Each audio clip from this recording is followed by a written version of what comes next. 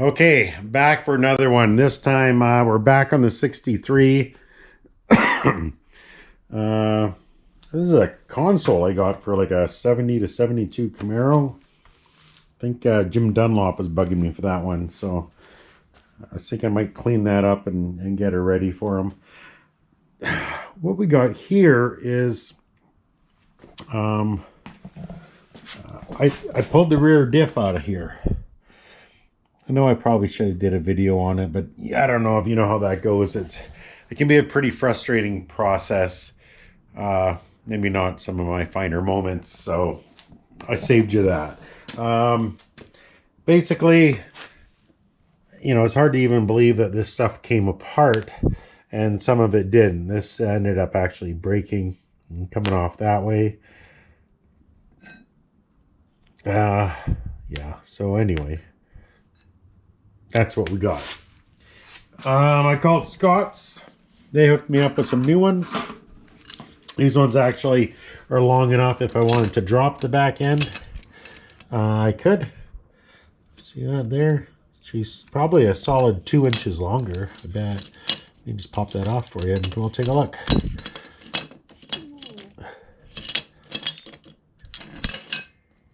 If I place that guy on there, yeah, probably 2 inches, which is pretty good. I don't think we'll be doing that today, but anyway, so we got it off.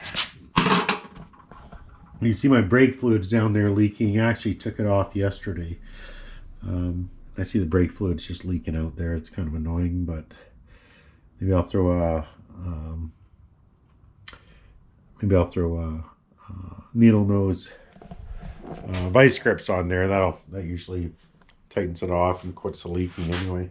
So I don't think I'll be throwing that in today, just because I got some things to do. I got to go to my buddy Jeff's and pick up my 56 Chevy. And we'll pick up the rear diff from Jeff as well. And we're going to drop off my diff. I don't know if you remember my diff. The reason we're swapping it out, and there's only one reason, is because the way the diff was when I bought it. If I got the footage, I'll try and put it in here. I don't know.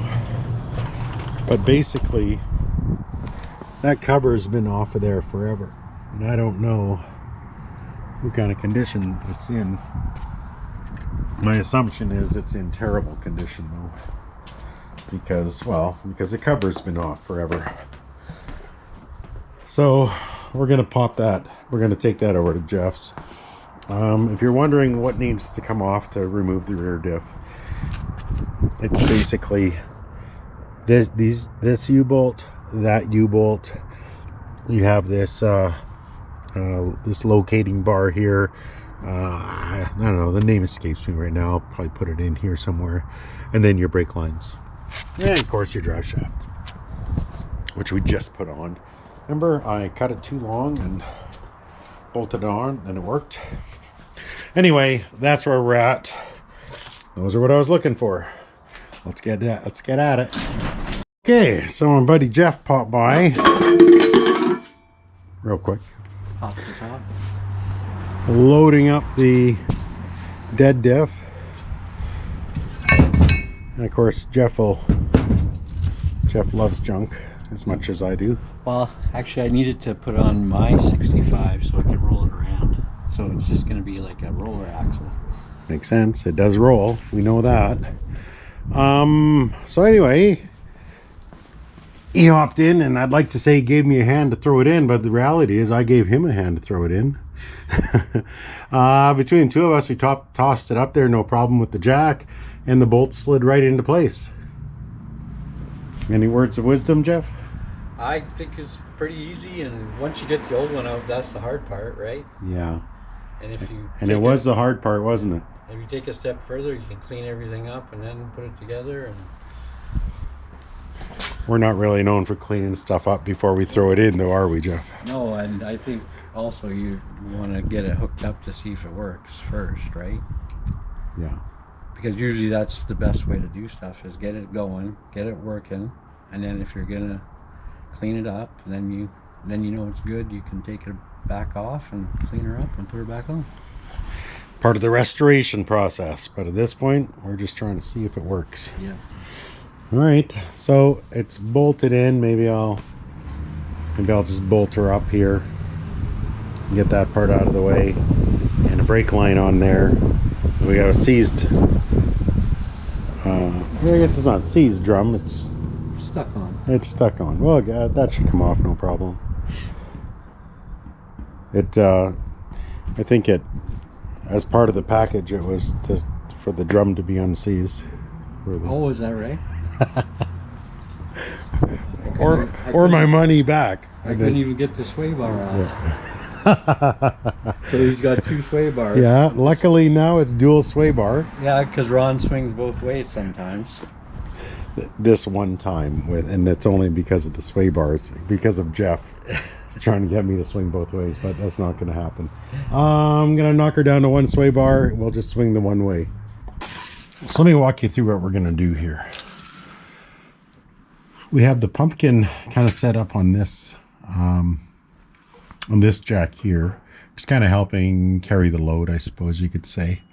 And then I'm going to use this jack to lift up on the swing arm. And then what that'll do is it'll help, because right now this shock mount's not going to fit. But if I lift up on the swing arm, it should locate it a little bit better for us. So let's see what happens here.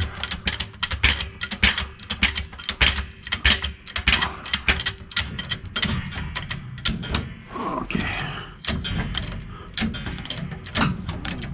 See, as the swing arm goes up, it gives me a little more flexibility with the shock mount. See that?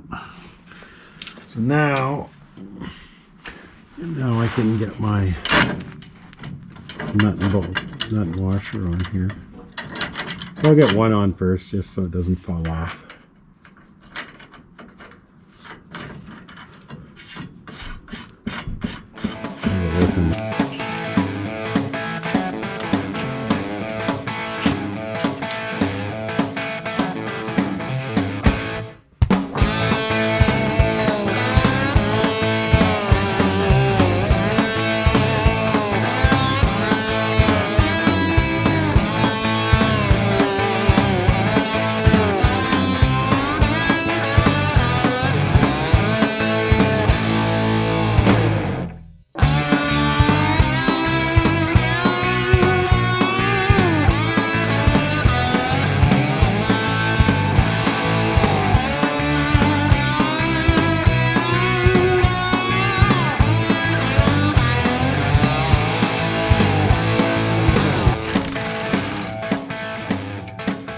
I think that's gonna do it. All I got left to do is, so if I'm gonna put a spacer in here and drop this thing 2 inches in the rear, which I might, I want to keep these longer U-bolts, so I might.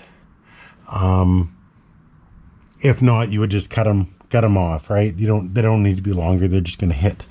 So I think I'm gonna leave them for now anyway until I decide what I want to do. I got this track bar bolted up. The only thing left is my brake line.